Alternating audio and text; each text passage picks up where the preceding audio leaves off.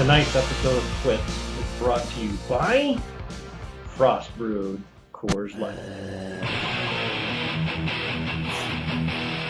Last one of the year. Always want to leave them wanting more. Hello again, everybody, and welcome to the final edition of TWITS for 2014-15. Joining me once again from his palatial garage in Brownwood, Texas, Mr. Mike Paddock. How are you, sir? Howdy, doing fine. Yeah, my location at the old B-Town Brewery. They let me set up shop here. They quieted things down for me. Got 3 taps on the backside there. Not too shabby. Wow, you're locked and loaded. All the beer I can drink. Yeah, beautiful. So Mike, we're here to put a bow on the 2014-2015 SFFL season and talk a little bit about our new champion, who's an old champion, as it turns out. We'll get more into that in just a second. Let's take care of dotting the I's and crossing the T's here, Mike. The Northern Tier tonight is presented by a little beer called the 72 Imperial Chocolate Cream Stout by Breckenridge Brewery. Picture of a little GTO on the front. You know what I'm talking about, Mikey Mike. So my first one I've had of these, I had some for the coaches meeting the other night. It was a 4-pack, and those guys nabbed 3 of them before I could, so I saved this one for tonight. So there you go. Nice work. I was up in Breckenridge January, doing a little skiing. Nice. Visited the brewery. Did you? Yeah, good stuff. Yeah. All right. Mike, why don't we break right into a little recap of how the playoffs turned out in the SFFL this year? Well, as everyone knows by now, it's no secret, Tom, the old Brixton Sky, taking the championship this year. Interesting thing to note, he did start out 4-2. 2-4. Oh, sorry, 2-4, and That's then right. went 9-2 the rest of the way to make the playoffs, and then ended up being the eventual champ. And along the way, well, let's see, that was his 4th championship, so he actually ties Greg for the number of titles. Yep. That's his 4th one. His first was back in 1999, and then Yep. 2005, 2011, and 2014, so he's starting to get a little bit closer together. Yep, absolutely. Yeah, he was paced in the playoffs by Mr. Gronkowski with 27 points. Mason Your Face chipped in with 24. And Edelstein had 22. Mikey ended up winning. 128 was his total. That bested Bill's 115, Mickey's 109, and Mike's 53, who I believe you had some Broncos or something on your roster, didn't you? I went with the Ravens. Ravens, okay. Quote the Ravens, nevermore. Literally.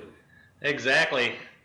And looking at playoffs, or speaking of playoffs and playoff appearances, Mickey ties you for 11 playoff appearances in the many years she's been in the SFFL, since 95. As a matter of fact, her first one was 95. 2014 wrapping up that list. Yep. Tom then broke into 3rd place tie with 8 appearances, along with me, and Bill 3 for 3, I believe. Yes, 3 for 3 since he's come into the league. Yep. And as I quickly glance, I don't know that has been done before. Greg did it. 96, 97, 98. So not a first time, but Bill, if you make the playoffs this year, Greg did miss in 99, so the door's wide open. That record is within your reach. Also, winning division titles, Mickey comes in in 4th place, tied with Evan for 4 this year. Mm-hmm. And what do we got? Bill captured his first. Oh, Bill got the first, yep. I believe I was in Mickey's this year. She led all the way. Yep, I was wire to wire. And the best record of the year also went to Mickey. That's her third time getting the best record of the year. She likes to spread those out a bit, though. 95, 2000, and then 2014. And that's a tie for second place with Thad and Andy with 3 and you with 4. And rounding out the points titles, most points this year went to Evan. And that's his first time getting the most points. That is led by the commish again with 4. And then Tim, Thad, and Mickey tied at 3. Beautiful.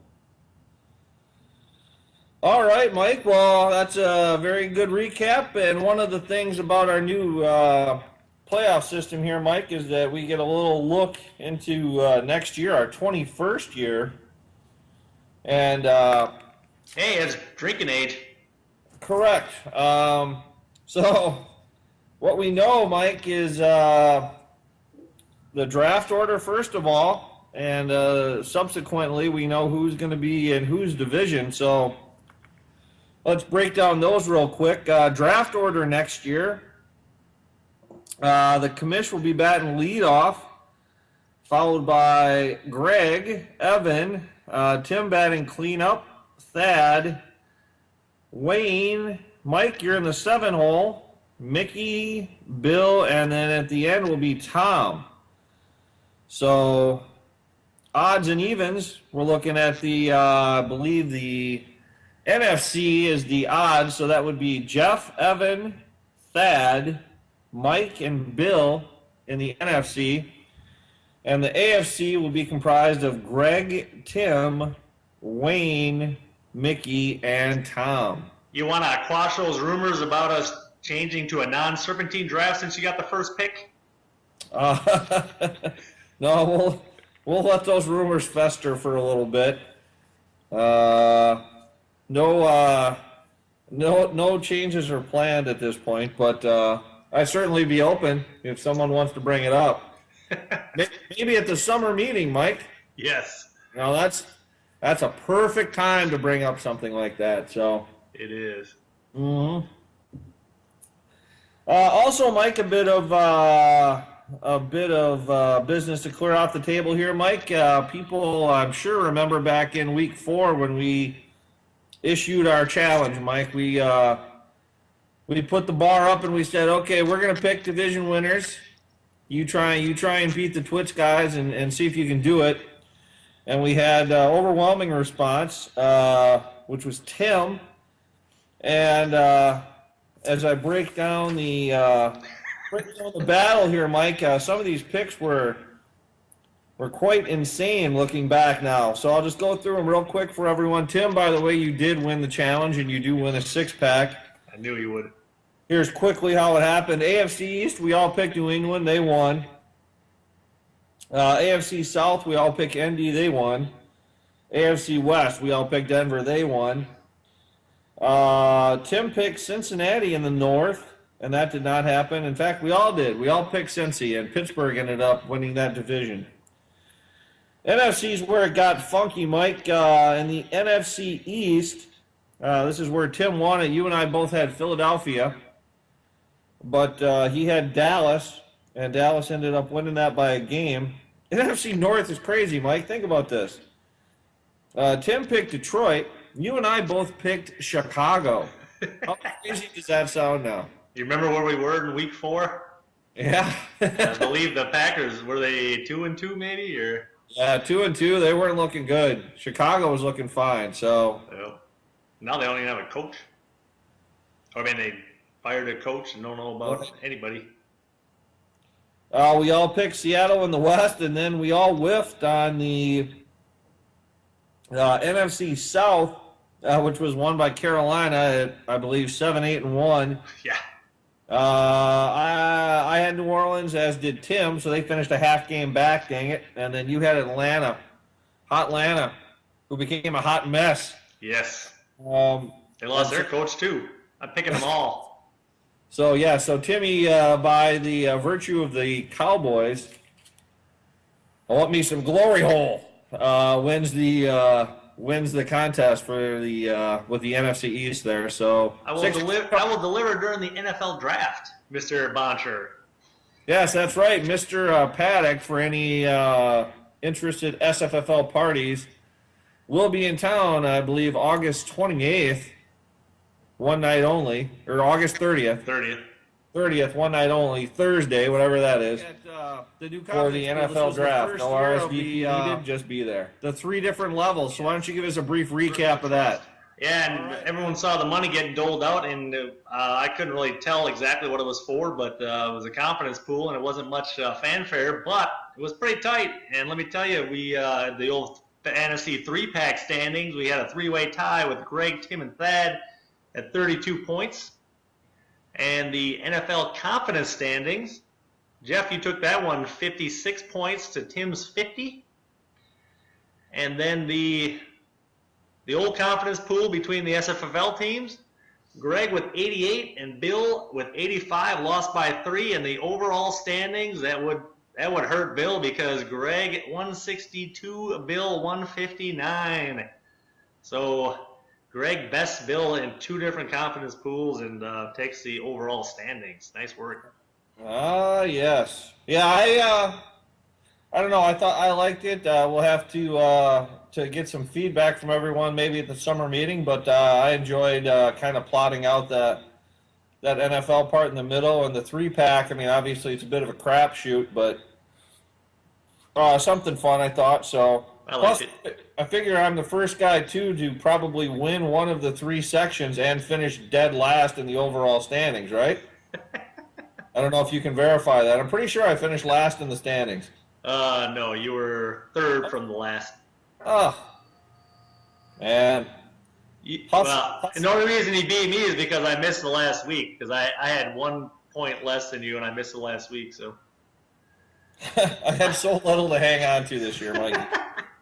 All right, Mike, well, let's take a look at the fun part here, the all-time records, Mike. So we'll go through the 3 sets of records here just real quickly, kind of show everyone some of the highlights in looking at the numbers after the final tally here, Mike. So all-time records, Mike, most wins. Mickey is now in first place. I believe Greg had previously held that title. She has 185 wins. That's 1 more than Greg and 3 more than the commish. And then if we want to take a look back, Mike, at the highest win percentage all time, it's still Mr. Andy Diment at the top of the hill, batting .564. Bill's creeping up there at .549, and Mickey .546. So Andy's still king of the hill on that front. Most points, Mike, we've got 3 SFFLers now that are over the 13,000 mark. The commish with 13,703, Greg with 13,239, and Mr. Palmer with 13,030. Just kind of looking at position by position, Mickey, helped by Andrew Luck this year, has moved into the number 1 spot for most quarterback points of all time in the SFFL. Most running back points, that is held by Greg at 3741. Mick close by, though, at 3690. Wide receiver points, Thad is our all-time leader, 2958. The commish behind by about 70 in that one. Tight end points, the commish leading the way, having previously owned Gronk, and then this year Jimmy Graham. Well, Jimmy Graham was a bit of a debacle, but Antonio Gates filled in nicely, so 1171 paces the way there. This year's Gronk owner, of course, when Gronk doesn't get hurt, is Tim, and Tim is in second place with 1096, so nipping at the heels there. And then the crapshoot category, place kicker, all-time points, Mr. Thad Palmer, over the 2,500 mark, 2,544. Evan and Jeff round out the top 3 in that category. Defensive points all time, Mickey, 934 is your leader. Most meetings all time. Tim and Wayne continue their dance. 45 times they have met, which is 3 better than the three-way tie for second. Yes, and as we look at this, the longest winning streak versus another SFFL owner, Greg had a 14-game win streak over Mickey, which had to have come to an end because that ended in week 5, and everyone plays everyone twice. So Mickey must have beaten Greg to stop the streak, but that's good enough for first place. That started back, Mike, week 1 of 2007. Wow. That's a 7-year, 4-week win streak. That ain't bad. 7-year itch. That's right. Most weekly high scores, the commish checking in with 45 leads that category. Thought this was a bit interesting too, Mike. The most consecutive weeks scoring at least 30 points. I have the record at 77. That started back in week 13 of 2009. But Mr. Tim Boncher, 6 behind me, and his streak is current. Mine is not. So week 7 of next year, we could have a tie in that category. Most consecutive weeks was scoring 40 all time. Looks like those streaks, looks like Wayne's way back now at 19. But that streak also came to an end for me this year. Week 2, I had a 42-week streak of 40 plus. And that came to a crashing halt, as did most everything for me this year in week 2. And then, Mike, interesting to note here, most consecutive weeks, 60 points all time. It looks like Evan moved into second place this year, week 6 through 10. He was above the 60-point mark. That's one short of the all-time record set by Tom in 2010-2011. So Tom's still going, too. Look at that. That is correct. That is correct. He's got a 4 game streak on the line starting out next year. Yeah, that's right. Good call. All right, Mike, so those are kind of the all-time records that were of note this year. What do we have in yearly records? Well, in yearly records, most QB points, I think it was mentioned, Mickey with 251 coming in at 5th place in that category. Yep. And the most running back points all time, Bill coming in 3rd with 329 this year. Evan into 6th place with 296. I like it. And wide receiver points, me coming in at 3rd, toppling my last year's mark. So I now hold the 3rd and 4th place. I have 284 this year. Tom and Thad both tied for 5th this year with 265 points in that category. Nice. Who are your receivers this year? Dez, and then a plethora. Okay. All right. But I did have Dez. That'll work. Most tight end points this year, Tim, the aforementioned Gronkowski with 123, gets him into 5th place. Both you and Evan moved into 8th place with 101 points apiece. And place kicker points, Wayne with 166 this year moves into 3rd place. So Thad holds the all-time record but did not place this year. Largest back-to-back game totals all time, though we did have an entry here with Evan, 167 total points scored in weeks 8 and 9 this year, 94 and 73. Beauty. And then he came back again, weeks 7 and 8. Oh, actually, it was preceding that one. It's week 7 and 8. He came in 9th place with 158 points, scoring 64 before putting up the 94. And then Greg, also in weeks 13 and 14, put up 158 points, 89 and 69. Most combined points all time. Myself and Wayne combined for 289 points, which is good for 2nd place, and that was 1 point better. That was 1 point better than Greg and Evan. Oh, yeah. Yeah, who tallied 288 in their 2 meetings. Yeah, so you guys had 2 meetings this year, 289, and Greg and Evan were 288.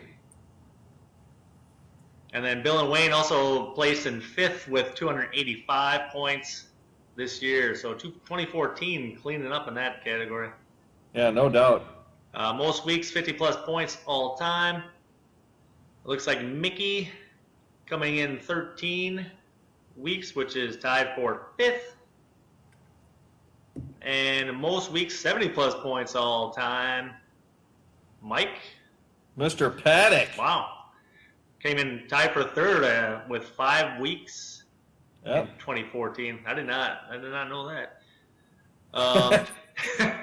Learn something on this show. I learn something about myself every day. Most consecutive weeks, 50-plus points.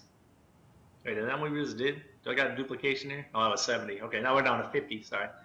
So 50-plus points. Tim Boncher into 2nd place with 8, ending in week 15. And me again, tied for 6. I got 6, and that ended in week 12. Most consecutive. Yep. Go ahead. No, I was just agreeing. Yep. So, yeah, moving on to 60, we had Evan with 5 tied for 1st now. He had 5 straight weeks, week 6 through 10 of 60 points. Yep. And then what else did we have? Tom with 4. That's tied for 4th. And he's still going, like we said. Yep.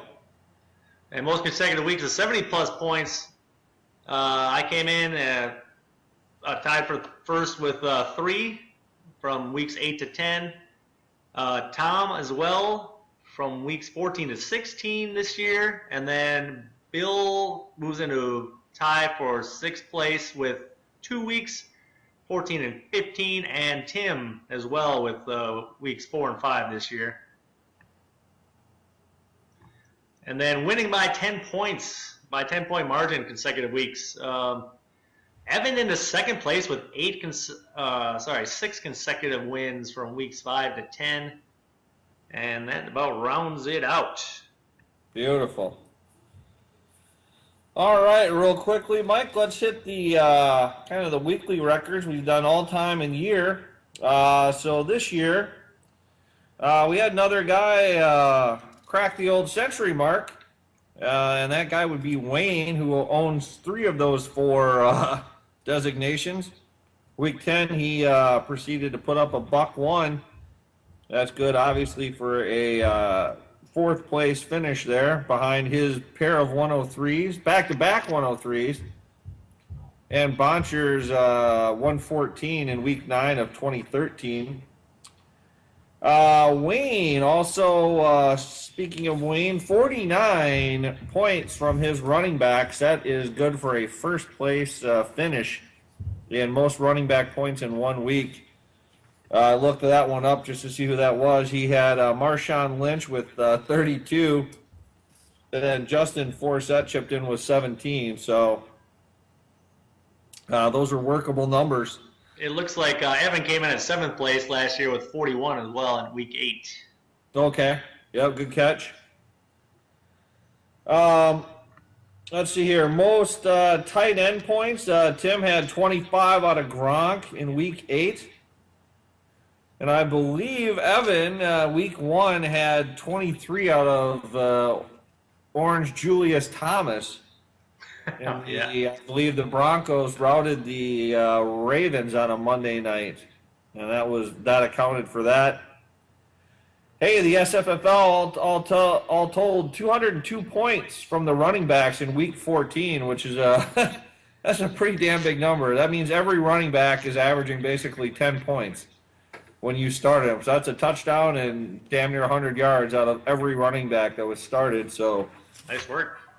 Good work, Supple.